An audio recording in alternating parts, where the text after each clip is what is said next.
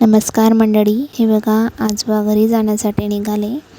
आता सकाळीच निघाले आहेत. ते 8 वाजलेले आहेत. चहा नाश्ता त्यांनी घेतला आणि ते घरी जायला निघालेत आता, कारण त्यांचं गाव लांब येतं. मुक्ताईनगरजवळ त्यांचं गाव आहे छोटंसं, आणि आमचं गाव शेगावजवळ आहे. त्यामुळे उशीर लागतो जाण्यासाठी, लांब असल्यामुळे. तर ते लवकरच निघाले. आणि हे बघा, आता आम्ही सर्वांनी नमस्कार वगैरे केला. हे बघा, शची झोपेतूनच उठलेली होती. तिला झोपेतून म्हणजे उठवलंच होतं आम्ही, कारण काय आजोबा जाणार आहेत म्हणून तिला उठवलं. आणि ती खूप दिवसानंतर आजोबांना भेटली. आणि जेव्हा ती आधी भेटली होती तेव्हा तिला एवढं कळत नव्हतं, त्यामुळे आता तिला समजायला लागलं. नाही, फर्स्ट टाईमच तिला आजोबा भेटले. रात्रभर आजोबा तिच्यासोबत होते, तर तीन रात्री आजोबांसोबत खूप खेळली. त्यांची टोपीच घेऊन जायची, त्यांचं दुपट्टाच घेऊन फिरायची. एक तर त्यांना घेऊन पूर्ण घरभर फिरायची. असं करा तसं करा, टाळ्या वाजवा, भजन करा, असंच चालू ठेवलं आजोबांसोबत. हे बघा, पावसाचा दिवस आहे. आता पाऊस थोडासा थांबला. सकाळी रात्रभर पाऊस होता.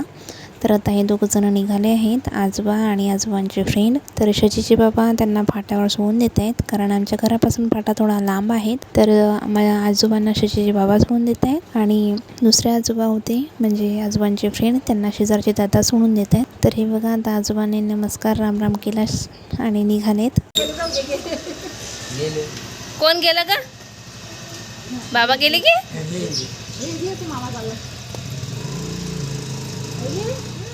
गेले? कुठं गेले का? बरी कोण गेलं?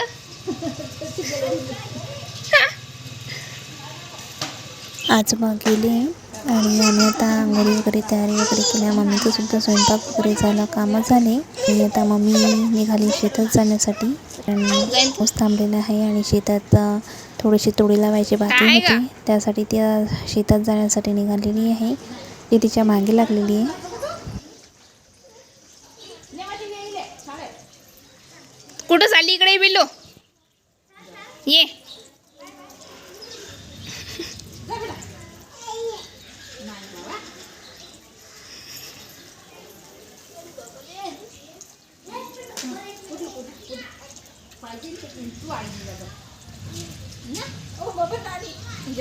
ये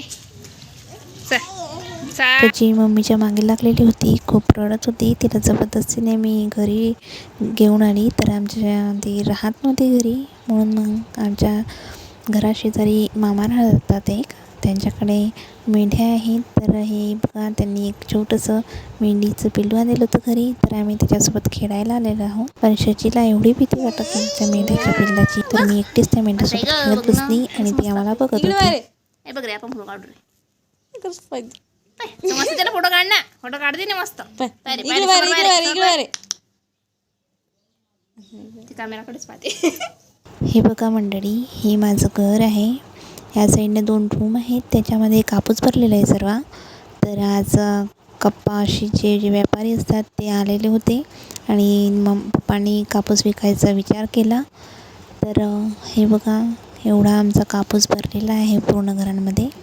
तर हे 2 रूम आहेत सारख्याच 12 बाय 12च्या. त्या 2 रूममध्ये भरपूर कापूस आहे. तर आता हा कापूस एक शेगावचा व्यापारी आहे, त्याला दिलेला आहे. तर आता मम्मी शेतात गेली, शचीसुद्धा झोपली आहे. तर शचीचे बाबासुद्धा आजोबांना सोडून घरी आले. तर आता हे व्यापारीसुद्धा येणार आहेत आता थोड्या वेळात. तर आता याचा माप सुरू करतील.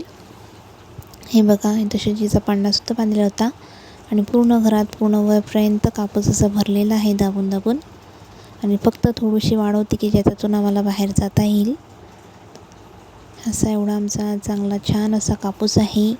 हे पूर्ण कापूस जो होता तो 50 ते 60 क्विंटल कापूस होता पूर्ण घरामध्ये. हे बघा, व्यापारी आले आणि आता त्यांचे जे माणसं होते ते कापूस नेत आहेत भरून. हे बघा, असे फाऱ्यांमध्ये कापूस नेत आहेत ते. आणि हे बघा, इकडे आमचं गोडाऊन आहे, ज्याच्यामध्ये आमचं सर्व सामान भरलेलं असतं, आमचं कृषी केंद्राचं पण, आणि पप्पांचं पण शेताचं वगैरे, आणि आमचंसुद्धा घरचं जे आम्ही धान्य वगैरे असते ते सर्व त्याच्यामध्ये ठेवत असतो. आणि काकांचे इथलं पण सुद्धा काका जे इलेक्ट्रिकचे कामं करतात, तर त्यांचंसुद्धा सामान ते आमच्याच घरामध्ये ठेवत असतात इथं. तर हे बघा, आता कापूस मोजणं चालू आहे. तर हे बाहेर त्यांनी माप लावलेलं आहे, आणि गाडीसुद्धा आतमध्ये येते आमच्या इथं. तर गाडीसुद्धा आतमध्ये चाललेली आहे त्यांनी आणि तिथं गाडीमध्ये ते आता कापूस भरणं चालू आहे. आणि ही बघा शची थोडीशी झोपली की नाही, झोपली लगेच उठली आणि आता बाबाजवळ बसून माप जे चालू आहे ते लिहत आहे. शचीचे बाबा माप लिहित आहेत आणि शची बघत आहे किती चालू आहे, कसं काय चालू आहे. यावर्षी कापसाला चांगला भावच मिळाला नाही. भावाची वाट बघत बघत त्यांनी खूप लेट केलं, खूप लेट कापूस विकत आहेत ते, कारण शेतकऱ्याचं जीवनच त्याच्यावरतीच असतं. पूर्ण वर्षाची कमाई असते त्यांची. खूप शेतकरी आहे ज्यांनी अजून सुद्धा कापूस विकलेला नाही कारण चांगला भाव नाही मिळाला त्यांना. पप्पांचं सुद्धा तेच चालू होतं, चांगला भाव मिळाला नाही म्हणून त्यांनी पण कापूस विकला नाही. शेवटी आता त्यांनी कापूस विकायला काढला, भाव भेटला आणि त्यांनी कापूस विकायला काढलेला आहे. हे बघा शची काय करत आहे. इथं हे भाव म्हणजे ज्या फाऱ्या मोजण्या चालू होत्या त्या लिहिण्या चालू होत्या. 25 किलोची एक फारी असते, म्हणजे 25 किलो कापूस बसतो त्यामध्ये.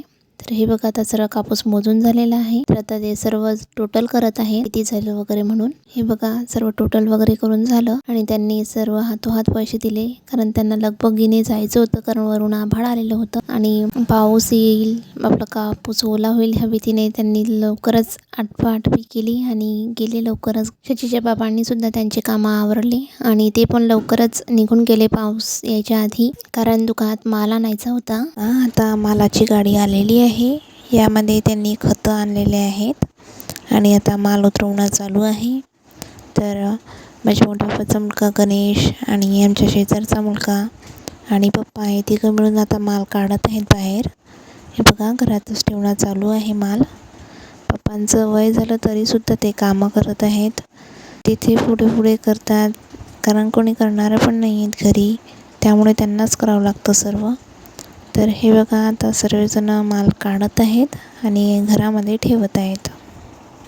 सर्व जो माल होता तो खताचाच होता. सर्व खताचा माल त्यांनी घरामध्ये ठेवला आणि लवकरच जेवण वगैरे करून गाडी घेऊन निघून गेले. आणि हे बघा हा गणेश आहे, हा माझा मोठ्या बाबाचा मुलगा आहे. तर हा पायदल वारीमध्ये गेलेला होता. गजानन महाराजांची पायदल वारी केलेली होती पंढरपूरला. तो त्यामध्ये पायदल गेलेला होता एका साईडने आणि तिकडून येताना तो बसने वापस आला रिटर्न.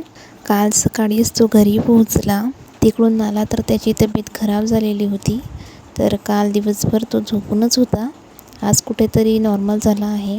हे बघा इकडे शचीचे काय चालू आहे. मम्मी शेतातून आली आणि तिने अंग टाकलेलं आहे आणि शची तिचे पाय दाबून देत आहे. रोजचंच काम आहे. जेव्हा पण मम्मी शेतात जाते तिथून आली तर मम्मी रोज म्हणजे शेतात नाही पण गेली, मम्मी जर तिला झोपलेली दिसली की ती मम्मीचे पाय दाबणं सुरू करून देते.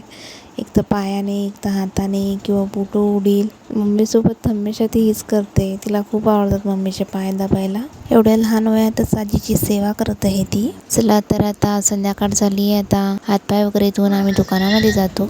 मामा मामा मामा मामा मामा मामा बोल मामा मामा कुठे आहात म्हणा मामा तुम्ही? मामाजी नाही